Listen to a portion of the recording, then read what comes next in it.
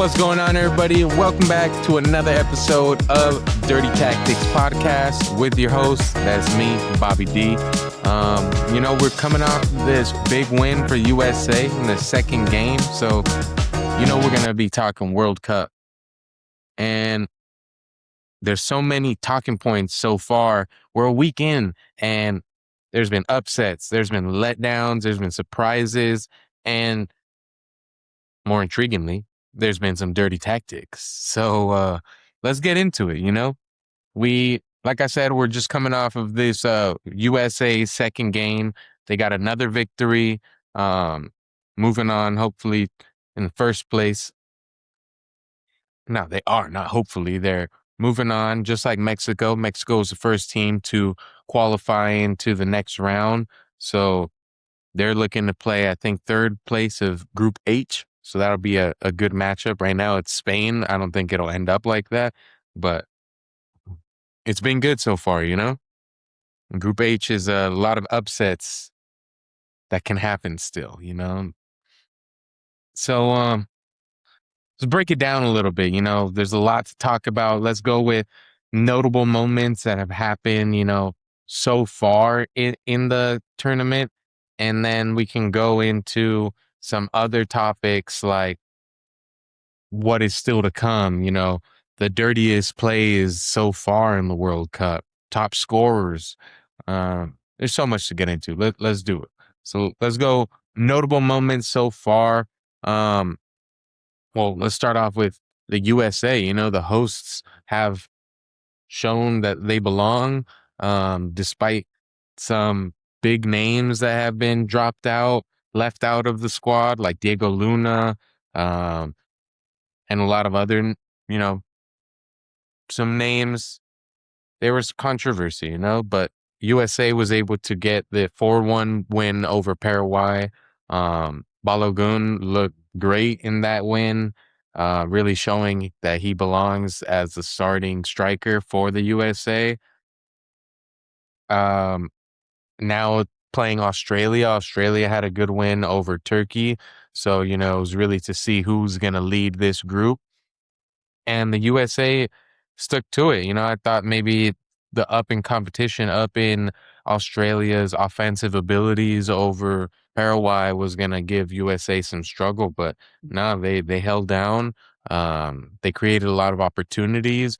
Balogun almost got that another goal in this game, but instead was able to put that cross in and get an own goal. So, props to him making those chances happen. Wasn't able to get on the score sheet this game, but he opened up the game and got USA on the board. And then Alex Freeman, came up clutch and had a big outside of the box shot that led to a lot of opportunity.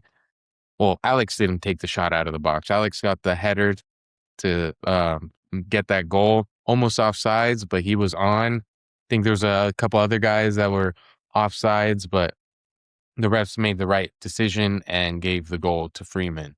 Another notable moment so far is Mexico claiming first place in their group, going past South Africa and now South Korea.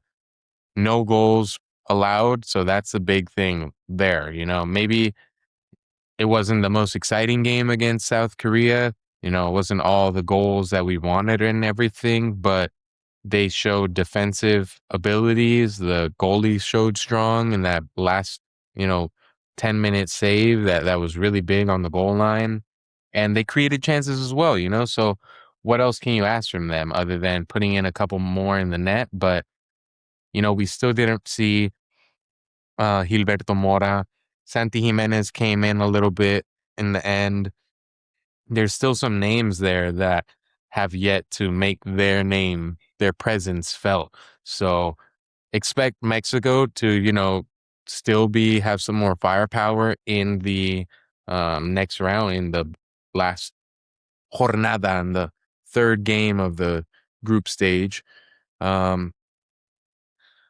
Most notable moment so far, I'd say, in the tournament is Canada getting their first World Cup win, 6-0 over Qatar. But, these moments kind of suck because as great of a win as it was for Canada, they left maybe feeling like it wasn't that great of a win be with their loss of Ismail Kone suffering his tear, or not tear, it was a fractured fibula and tibula, I believe it was. I got the image right here. It was nasty. Here's a closer up. We got the fibula and tibula just rupturing. But it wasn't like what I didn't like about the situation was that Qatar's midfielder defender felt bad about the situation. Like you could see in that first picture, he knew he did wrong. It was an accident. He didn't go in cleats up or anything like that. He went in swinging for the ball. So, and then just ended up getting Kone's planted foot. Just so happened that Kone had one foot up in the air, and then that planted foot got kicked. So it was just an unprecedented situation where that planted leg just got too much force to it and it broke. Um, I didn't like how Canada's players kind of went after him. Like if he would have maybe said get up or something, like it wasn't a foul or anything like that, showed no remorse, then yeah, get in his face, protect your teammate and everything. But this guy felt so bad for himself already right after. Like you could tell in his face, like he was just in shock, in awe. Um, Obviously, they say, what do I have to do to get a red card? Like break their leg or something. And this was one of those moments where it was like, I felt like it didn't merit a red card. It was just one of those unlucky opportunities, situations. But I guess if you were to look up like this guy getting his leg broken and the guy gets a yellow card, that's pretty unfair. Like they lost their player. I think it's fair that Qatar loses one player as well. So Qatar left that game with two red cards and a 6-0 loss to the third host in Canada. Um, BC plays, man. That place was rocking. Vancouver showed out because it was a beautiful stadium. It looked great in there. And 6-0, man. What else can you ask for?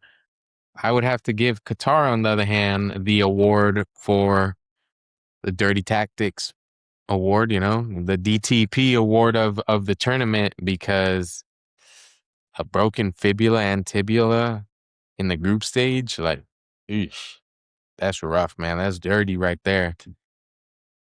Moving on, I would have to say the biggest headline for me outside of these uh, host nations would have to be Portugal and Brazil's ties. Um,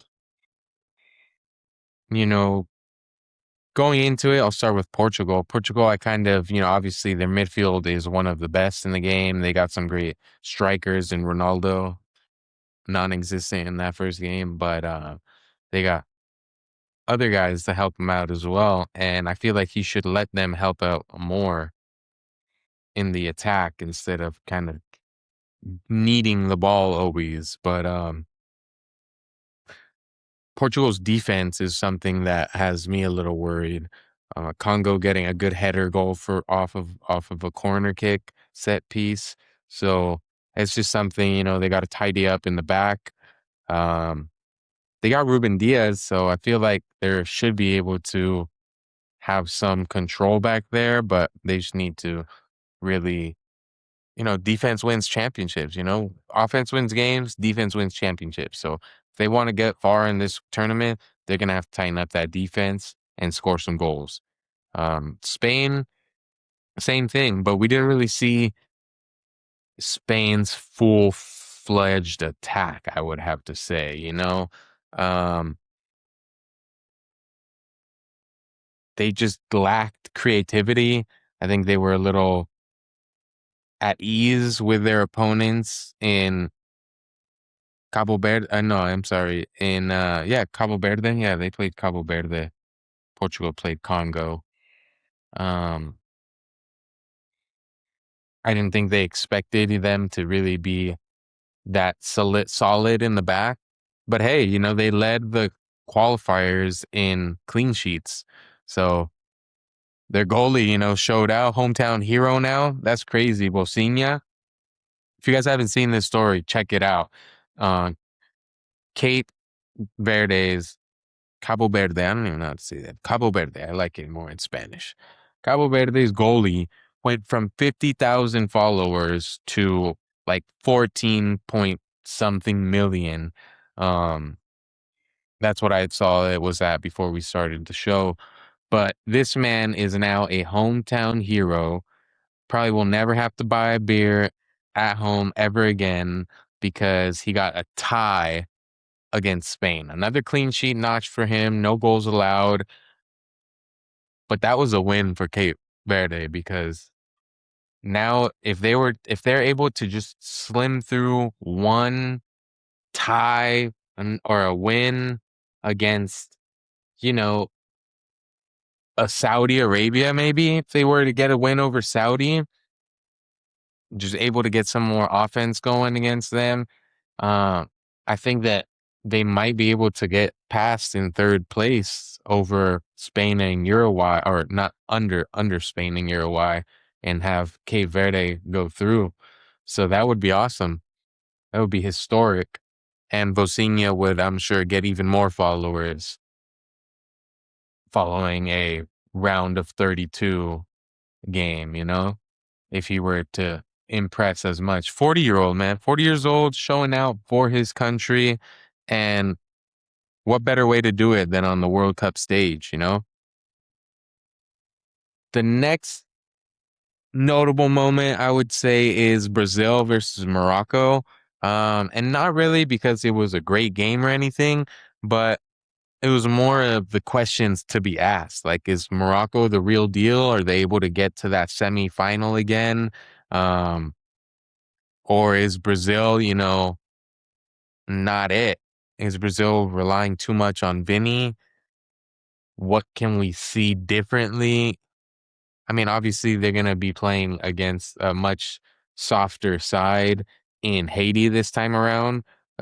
Morocco is looking good right now. The game against Scotland, so they're up right now. Hopefully, if they get that win, that would be solid for them. They would be in good place, in good looks to get a second place or first place draw out of that group. So that's really like one thing that I'm going to look forward to seeing if Brazil can do what they need to do against a Haiti squad. Similar to like Scotland, Scotland went in there, got it done. 1-0 wasn't the most riveting, but they got it done. They were in top of the group for a little while it lasted until this Morocco game. Um, Big one, the first blowout of the tournament was Germany versus Curacao, and not that it was a surprise to anyone, but Curacao being the smallest country in the tournament, size-wise and population-wise, it was kind of sad, but at the same time, Germany did what they needed to do. They could have let the gas off. It was tied 1-1 at one point. So props to Curacao for making it interesting for a whole 15 minutes. And then Germany just kind of took over and did what they needed to do.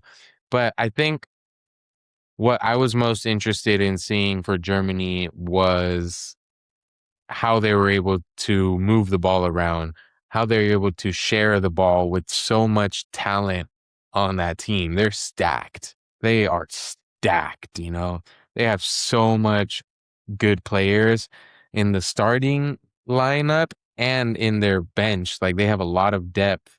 So it was really interesting for me to see if they were all going to be able to mesh well and basically show what they showed because they were able to make opportunities, create chances, and finish them, which is a big one. where Spain really wasn't able to.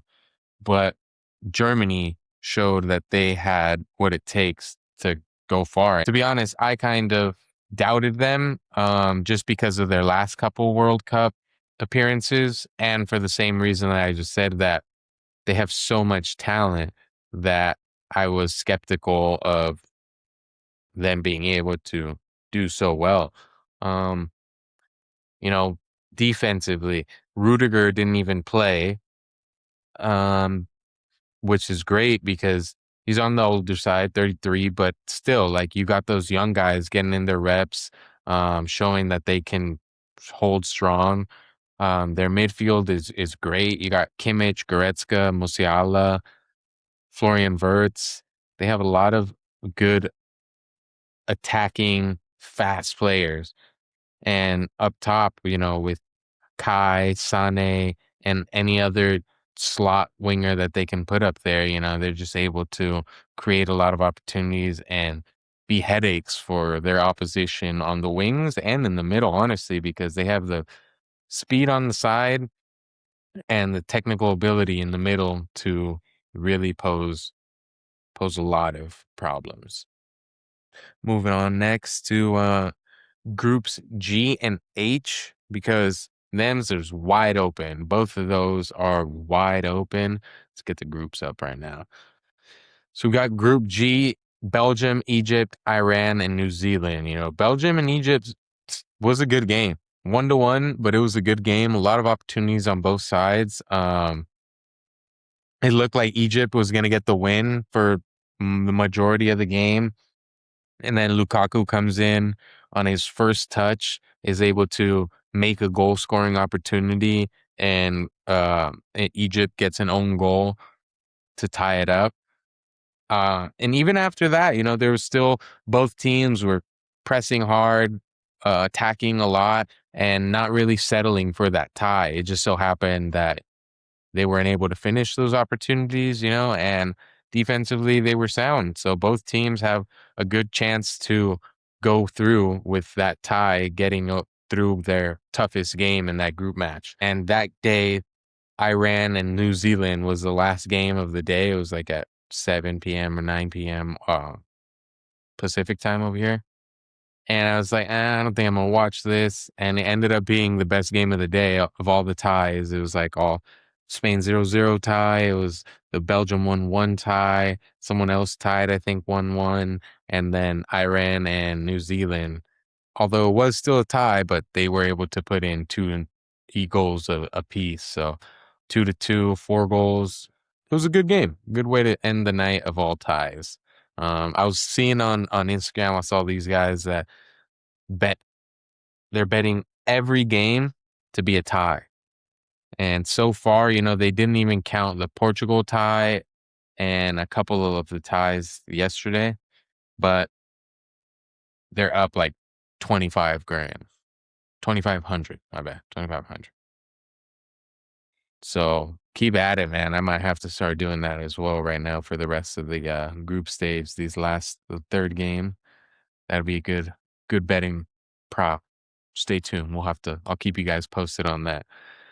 Group H, though, same thing, wide open. Everyone tied 1-1, 0-0. So, my Uruguayan friend, she's all like, Uruguay doesn't care anything about their defense, and is just all about offense and attacking. But their attacking didn't really look that great to me. So I hope they're able to, sort some stuff out. They still got a couple tough games to go. You still have to play Spain in the last round, and then you'll have to play Cabo Verde. That is the talk of the tournament. So good luck scoring on Bozinha. It's going to be rough. And for Spain, for them, I just think they got to hold to their game plan. They're young, they're talented, they can score a lot of goals, but they just have to do it. Next thing is the Stars shined on Tuesday. Yeah, they did. So Tuesday comes around, and France and Senegal start off the day. First half was a snoozer. Honestly, it was like France versus France scrimmage game. Half of the Senegal team are Frenchmen um, that chose or didn't qualify for France, so chose to play with Senegal. And it just felt like a no pace. France weren't able to connect very many passes. Senegal was trying to capitalize on counterattacks. Nicholas Jackson was almost able to turn a few over. But come the second half, great halftime speech, I guess, by coach because France came out, put three away. Mbappe ties a record for goals scored. Um, he's really showing out, honestly. Like third World Cup and has 13 goals already. Could have what? Imagine he gets 20 by the end of this World Cup and he still could play three more World Cups and have 20 more. That would be insane. That would be insane. And then you got Norway coming against Iraq. And here comes Holland. All these World Cup memes are great on why did Iraq lose? Why did Iraq lose? Well, imagine this 6 foot Viking running at you, sprinting at you like Holland. And it's just scary, man. That's why he got 2 goals. Norway looked good, looked impressive against Iraq. I know. I mean, even Iraq looked good though. Like it wasn't like they ran through Iraq. Iraq was able to get a goal in. They looked strong in the middle, moved the ball pretty well, but it was just a great showing by Norway and their squad. They got Senegal next, so let's see if a little bit more of world-class talent on Senegal could prove some difficulties for Norway. And it all leads up to that last goal or game against France. So that'll be a good one to settle the group. And the GOAT himself, Messi takes on Algeria in that third game of the day. Messi looked great, Argentina take the win, 3-0. Messi with the hat trick. They took a goal away from him too early in the game, but he was offside, so he could have had four. And it was a great showing for Messi because he ties Jurgen Klose for the most goals in World Cup tournament play. So props to Messi. He'll be breaking that record this tournament, and you know maybe he gets another defending championship World Cup trophy. That would be insane. Austria and Algeria to end the day. I was expecting less from this game, so this is one of the ones that really did surprise me because there was goals in there. Jordan was looking to create a lot of chances. Also, they were a bit unlucky, and Austria, on the other hand, was lucky on their side. Um, Arnautovic got a couple goals. One was taken from him, and then another one ended up being an own goal. So he ended up slotting only one in.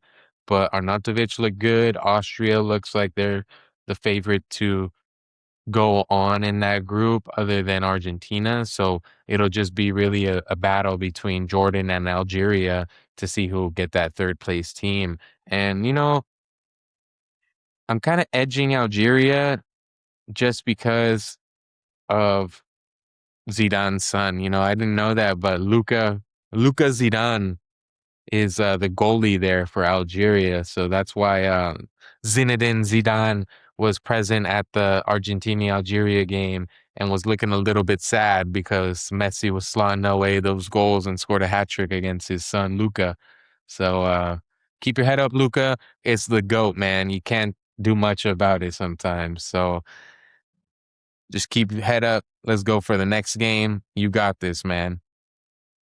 Next up, it was England who showed true potential in this first group stage game. That was going to be their hardest group stage game against Croatia. So they showed that they're here to bring it home, putting away 4 goals. Harry Kane looked great. He was another star that shined. Um, it's going to be hard now for Croatia to climb back to get that second place slot, especially with Ghana getting the win over Panama. If they would have tied, it would have been a little bit easier to wiggle back, but it's going to be tough now. So Croatia will definitely have to win their next two games against Panama and Ghana if they want a shot of heading through, because getting 4 goals against also is going to be rough if they get in that third place slot and only the best 8 of I think 12 go on. So we'll see. We'll keep a good eye out on on Croatia. Aside from that, talked a little bit of Portugal and Congo tying. Ronaldo was non-existent in that game. So let's see if the wannabe GOAT wants to freaking show up for his team or just sit him down, let the young kids play. Since he doesn't want to score some goals. But let's move on now. That was what has happened in the World Cup. Let's talk about, what is still to come. We have a lot of good games left. A lot of things to find out on whether who's going to advance, who's going to end up in third, who's going to be playing who. So it's going to be fun to really see how all this pans out. These next couple weeks are going to be big. Germany and Ivory Coast. Doesn't sound like a good game, but we're going to be able to see if Germany is actually just going to roll through everyone or if Curacao was a one and done thing. Ivory Coast won their first game, so they're going to look to at least tie a Germany, but they're not afraid to go forward. They have a strong base in their midfield and defense, so we'll see if they're able to hold strong and put 1 or 2 away against Germany and make it a good game. Then we got Super Sunday. This is going to be critical for groups G and H. Spain are desperate for their win. They need a win over Saudi to really shake off all the jitters or whatever they had against Cabo Verde, and especially all of the headlines that were counterproductive for them in their first game. But I think, Lamine came on late in the game. So I think Lamine, the addition of Nico Williams up top will give them a lot more opportunities to go score goals. And also, I would like to see Olmo in there a little more. Danny Olmo, I think he plays really well with Pedri, and I think that them two together create amazing opportunities for Lamine or Nico on the wings and slot them home, just do what you got to do against a Saudi Arabia squad. So that way the game against Uruguay is a little bit easier, because Uruguay they can come out strong and upset someone. So to go in second place we do not want them to go in through third, because if they go in through third, they play Mexico, and we do not want a Mexico-Spain matchup in the round of 32. That would be crazy, though. Imagine Gilberto Mora and Lamine Yamal going at it. 17-year-old and 18. Well, I think Lamine is gonna turn 18 in the middle of the tournament. So 2 17-year-olds of the tournament going at it. Studs, man. Studs. That would be badass. But we don't want that. We do not want that. So Spain has to win and both their games. Also on Sunday, Egypt faced group leader. New Zealand. They got 2 goals on Iran. So that's why they're group leaders. I think they should get the win here, Egypt. But then that depends if Belgium also gets a win over Iran. So it would really be who scores more. They got to put some goals away. Mo Salah, Mamouche, they got to put some goals away. and get Egypt to a strong spot in their group. Um, Cabo Verde, man, they look. This is the game. This is the game. Look strong to hold strong against Uruguay. Can Vosinha do it again? Can he keep another clean sheet? I think so. From what I saw in Uruguay's first game against Saudi, they weren't super impressive offensively. I could be wrong. Maybe they just had a few jitters as well, and they shook them all off, and now they're coming out smelling blood. You know, they saw what Spain couldn't do, and maybe to intimidate Spain, they're going to go out there and show Cabo Verde no mercy. So look out for that game because it could either be a tale of wonder for Vosinha or a tale of misery, man, for Cabo Verde. And their 15 minutes of fame just lasted way too short. Last one for Sunday is Belgium, desperate for a win over Iran. You know, last World Cup they were grouped with Canada, and you know it wasn't a convincing performances by Belgium to show out in Qatar. So I think here they really need to show out. Could be De Bruyne's last World Cup, and they have a lot of talent. You know, they got Doku, they got Onana. They have a lot of good talent on their team with Telemans too. The guy from Arsenal, boo Arsenal, Trossard, yeah, Trossard. So they got a lot of good talent, but they've always disappointed me, Belgium. I remember, I think it was for Russia. I thought they were gonna be one of the front runners. I think it was when they went to the quarters or semis. Had them as a front runner to win it all. That was my choice, and it didn't happen, obviously. But it was just like they had so much talent, and their defense was strong, strong. That was when they company was still there. Vertogen, all of them, they were strong defense. So that was a big reason why I thought that they would go on to win tournament. But it's a lot of good teams that year. There was a lot of good teams. So I think if Belgium are to hold strong, they can really do some good stuff with the squad they have. But they just have to get it together, man. They have to score some goals because they haven't done that very well. Next up, my biggest highlight, I think, Wednesday. Mexico's game against Czechia. They have secured their winning the group. I think we could see a possible debut of Guillermo Ochoa in his sixth World Cup, you know, joining the small list of the two GOATs in Messi and Ronaldo, who have played in 6 World Cups. So I think that would be amazing to get him in there, just an honorary starting role, see what he can do, you know?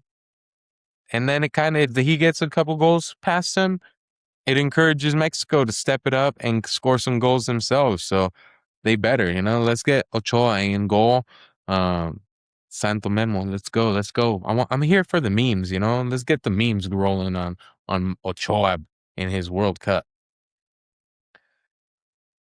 Last thing on still to come for me before, because we can touch on the other things later on in the next episode. But in this next week on still things to come, you know, we got Friday's Group H and G Real Decision Day. That'll be their third matches. Uruguay and Spain and Norway and France on Friday. So expect a lot of goals in both of those games because, you know, even though it's that third game of the group stage phase, those teams, all 4 of them are going to want to beat and win the other to see who's going up and who's going out of the group stage in first place. Because at that point, Norway and France, they'll have beaten Iraq, and Norway and France will have beaten Iraq and Senegal already, and they'll be facing each other most likely with 6 points each. And right now, Norway's goal differential is better, so France is going to want to change that by slotting in some goals against them. And who better to do that than to have Mbappe and Holland to see who's going to settle the goal differential. Man, I'm really excited on that game. I think even more than the Uruguay and Spain, even though that's kind of more of like a fan-friendly marquee matchup. Uruguay is the first ever team to win the World Cup, so that's kind of their historic. In Spain, the talent they have, the couple tournaments that they've won, they're also historic. So it'll be a good matchup on Friday. Definitely get your popcorn ready. Next thing we're going to get into are the dirtiest teams so far, man. Because it's been a fun tournament. Like there's been a lot of cards going around, a lot of players getting suspended, red cards flying around, tackles flying around. So let's see what teams have been the dirtiest this tournament so far. We got, like I said earlier, Qatar is my dirty tactics team of the week because they got 2 red cards and 3 yellow cards in 2 games. Uh, one of those red cards came with a fractured leg, so that was nasty. And the other red card came with a free kick right outside the box that turned into a beautiful goal. I believe it was Jonathan David that scored it. I'm not positive on that. Not positive on that. I know he has 3 goals in the tournament now, so props to Jonathan and Canada. But both red cards came with severe consequences for Canada or Qatar, sorry. Another dirty team in this tournament, we got South Africa, man. South Africa got 4 yellow cards and 2 red cards through their 2 games. Both red cards coming against the Mexico game in the opener. Mexico also got a red card in that one, making 3 goals or 2 goals, 3 red cards in that game. So South Africa, man, they're throwing tackles all over the place. Gotta watch out with them. Another team to be careful with is Bosnia. Bosnia, I had higher hopes for them in this tournament, especially since they were the ones to knock out Italy from the qualifiers. So I thought they were going to be a little stronger. After the first game, that was a tie. Everyone kept saying, "Oh, just wait till Dzeko gets back. Just wait till Dzeko gets back." Well, Dzeko gets back, and they lose 4-1 to Switzerland. Sorry, to Switzerland. So what happened with Dzeko? What were we waiting for? He didn't score. No. Mamish did. Switzerland, on the other hand, looked great in that game. So props to Switzerland. Looks like they'll be going out in the second place slot behind Canada. Unless, that could be a great game. Switzerland and Canada. That will be on Wednesday, same day as Mexico and Czechia. That'll settle the group stage for both those groups A and B on Wednesday. Look out for that because Bosnia and Qatar will also play. And those are some of the dirtiest teams in the tournament. So there might be not so many goals in that game unless Dzeko can get some goals in the net. But there's definitely going to be some cards flying around. Bosnia has 5 yellows and a red card through their 2 games. So be careful with them and Qatar on Wednesday.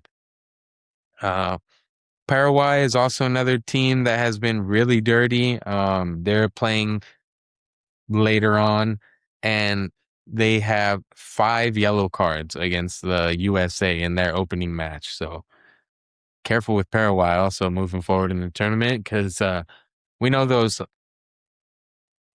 Latin Hispanic countries, they kind of play a little on the dirtier side, like Ecuador. Ecuador was kind of rough in their first matchup um, against Ivory Coast. All right, now we'll finish off this show with the top scorers for the tournament so far. It's been a lot of goals. I think this has been one of I saw in the first match, like of first round of matches. It was one of the most goals in the tournaments in the history of the World Cup. And then in the first day of the second rounds, which was on Thursday, there was 12 goals just in that day alone. So it's been a great tournament so far. We got Messi in the lead with 3 goals in one match. And then there's Jonathan David, like I said, that has now 3 goals in 2 matches, though. Haaland on the list with 2, Mbappe on the list with 2, Kane on the list with 2, Havertz on the list with 2. Elijah Just from New Zealand scored their 2 goals against Iran.